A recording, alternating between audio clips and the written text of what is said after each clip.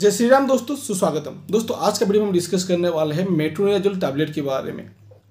दोस्तों ये एक एंटीबायोटिक होता है। चलिए, जो एंटीबायोटिक होता है उसको कहाँ पे उपयोग करें, वो क्या होता है, उसका डोजेस क्या रहने वाला है, वो कितना कितना mg में अवेलेबल होता है एंड उसका जो प्राइस कितना रहने वाला है, उसके साथ साथ हम साइड इफ़ेक्ट एंड प्रिकॉशन के बारे में डिस्कस करने वाले हैं। और लास्ट में हम अल्कोहल के साथ जो दवाई को हम इंटेक कर सकते हैं या नहीं, उसके बारे में डिस्कस करने वाले हैं। तो वीडियो को लास्ट तक अवश्य देखिए। अगर दोस्तों आप मेरे चैनल को पहली बार आए तो चैनल को सब्सक्राइब करके रखें ताकि अगले वीडियो आप तक सबसे पहले पहुंच सके। दोस्तों ये जो मेट्रोनिडाज़ोल होता है ये एक एंटीबायोटिक होता है। एंटीबायोटिक का काम ये होता है कि जो बैक्टीरिया को किल करने के लिए ये मददगार होता है, बैक्टीरिया को प्रिवेंट करने के लिए मददगार होता है। दोस्तों इसकी mg की बात करें, मार्केट में कितना कितना mg में ये अवेलेबल होता है। दोस्तों ये 200 mg से शुरू होकर 500 mg तक अवेलेबल होता है। कैसे 200 mg अवेलेबल होता है, 250 अवेलेबल होता है एंड 400 mg अवेलेबल होता है एंड 500 mg अवेलेबल होता है। दोस्तों ये 200 से लेके 500 mg तक ये अवेलेबल होता है। एंड इसकी जो ब्रांडिंग की बात करें कि मार्केट में कौन सा ब्रांड अवेलेबल होता है। दोस्तों मार्केट में बहुत सारा ब्रांड अवेलेबल होता है।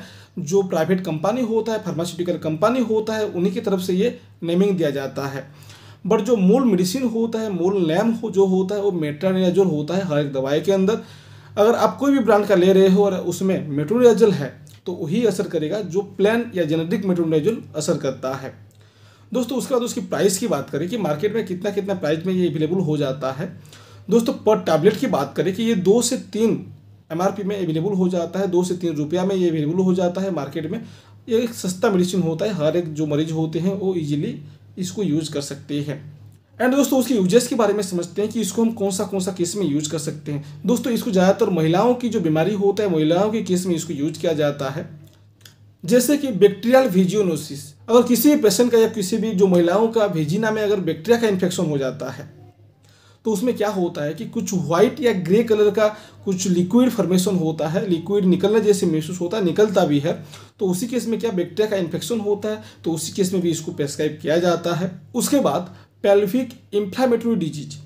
दोस्तों ये एक ऐसा बीमारी होता है जो महिलाओं की दिखा जाता है कि पेल्विक या यूटेरस में अगर इन्फ्लामेशन हो जाता है, यानी कि बैक्टीरिया का इन्फेक्शन हो जाता है, यूटेरस या पेल्विक ट्यूब हो सकता है, तो उसमें अगर बैक्टीरिया का इन्फेक्शन हो जाता है तो क्या व्हाइट कलर का कुछ निकलने जैसे महसूस होता है और वहाँ पे इन्फ्लामेशन यानी कि फूल जाता है, इन्फ्लामेशन हो जाता है और इचिंग रेडनेस होने का भी संभावना होता है। तो उसी केस में भी इसको प्रेस्क्राइब किया जाता है।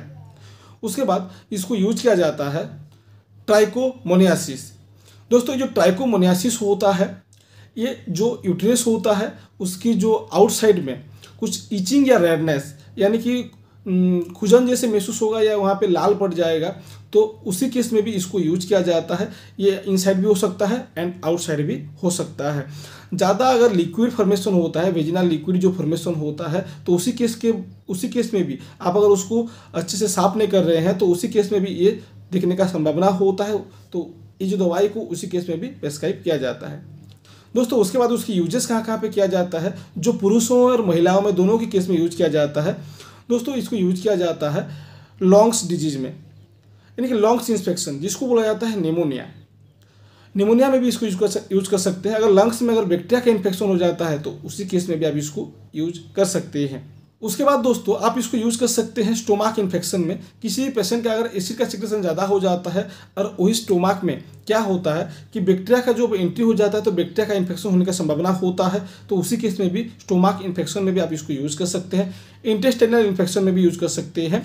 उसके बाद दोस्तों एमोइबिक डिसेंट्री, अगर किसी भी पेशेंट का अगर एमोइबा का ग्रोथ हो जाता है अपने जो स्टोमाक होता है उसमें, तो डिसेंट्री का मतलब होता है डायरिया, कि आपको जो लिक्विड स्टूल ज़्यादा फॉर्मेशन हो रहा है, ज़्यादा जा रहे हैं आप, तो उसी केस में भी वही जो डायरिया को कंट्रोल करने के लिए जो दवाई को प्रेस्क्राइब किया जाता है।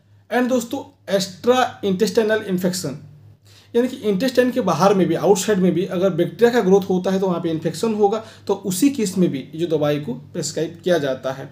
दोस्तों ये रहा इसका यूजेस के बारे में कि कौन सा केसेस में आप इस दवाई को प्रेस्क्राइब कर सकते हैं एंड यूज कर सकते हैं। दोस्तों उसके बाद उसकी डोजेस की बात करें कि उसका डोजेस कितना रहने वाला है।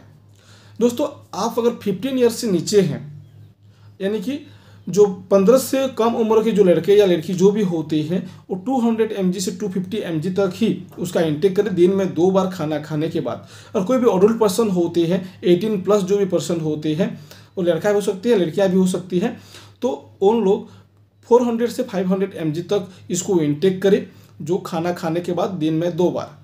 तो उसका होता है दोस्तों उसका डोजेस। उसके बाद उसकी साइड इफेक्ट के बारे में बात करें कि कौन सा साइड इफेक्ट नज़र आने का संभावना होता है।